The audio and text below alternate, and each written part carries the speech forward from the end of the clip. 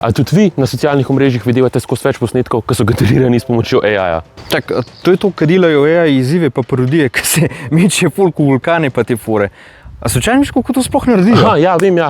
V Googlovem novem orodju za generiranje realističnih videov, ki se imenuje VEO3.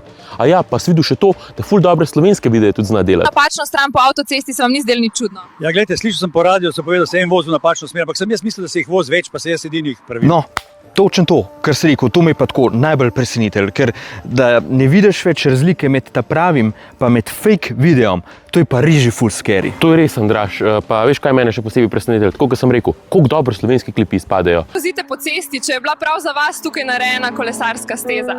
Zaenkrat se vse to skupaj sicer bolj uporablja za neke parodije, za neke zajbancije, ampak sigurno bo v naslednjih nekaj letih to lahko ful bolj nevarno rata, če se bo za kakšne druge namene začelo uporabljati. Ja, nič, dajva pogledati, kako se to naredi, pa lahko to v naslednjem krajšem videu obrazloživa, tako da dajte naju spremljati.